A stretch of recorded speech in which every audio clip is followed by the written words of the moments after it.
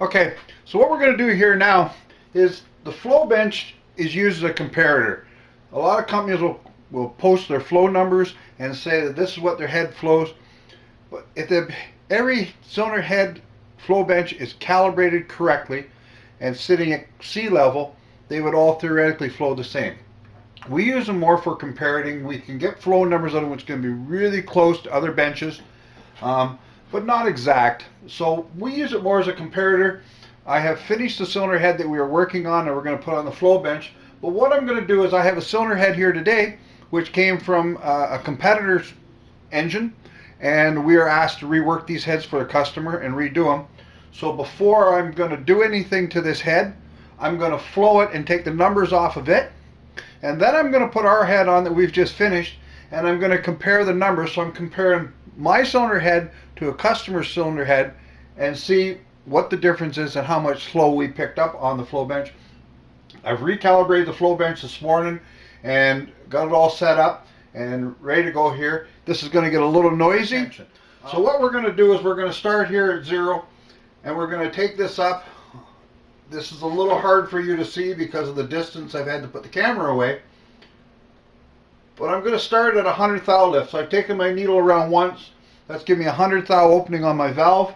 I'm going to take it in increments of 50 thousandths of an inch up to 500 thou because we don't go with camshafts that are more than that lift. And we're going to check this port all the way through and see what kind of flow we get through it and through the valve. And we'll record that. That's all going to go into our computer and get recorded. And then we will take this head off. We'll put the other head on and we'll redo it. Okay? So I'm going to get a little loud here and put my hearing protection on.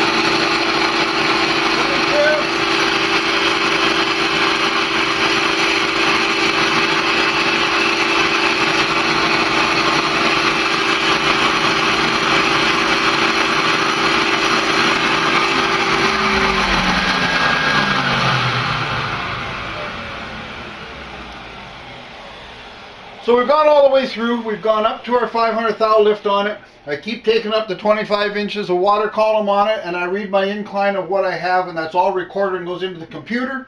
And the computer's coming up with our number here. And that port at 500 thou is flowing 169, 163 at 450. Pretty good flowing head for a little small air-cooled head. But we'll see what happens when we put our other head on. So here we are, we've got the other head mount on here. This is the head that we've been working on, and we've got it all ready. This is going to another engine builder. 15.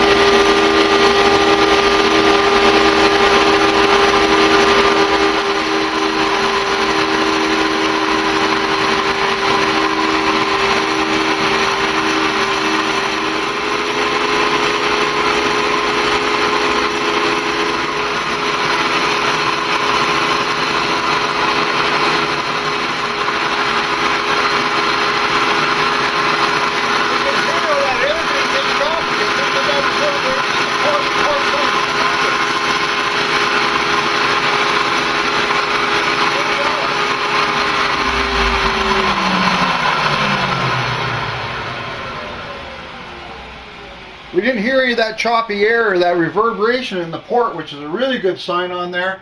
And our numbers are up here, 176. We've picked up 7 CFM of flow on that port, which is huge on one of these little engines.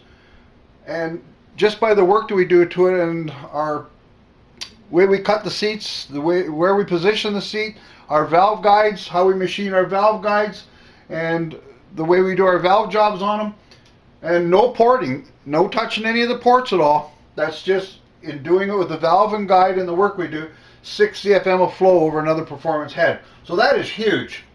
I'm going to go to the graph here now.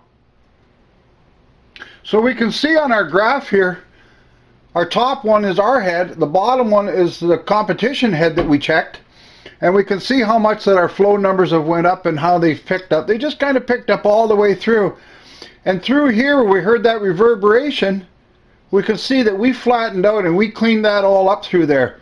So it's really helped on the design of the port and what happens. So this head now, we'll finish it up and it's going to go out to the customer.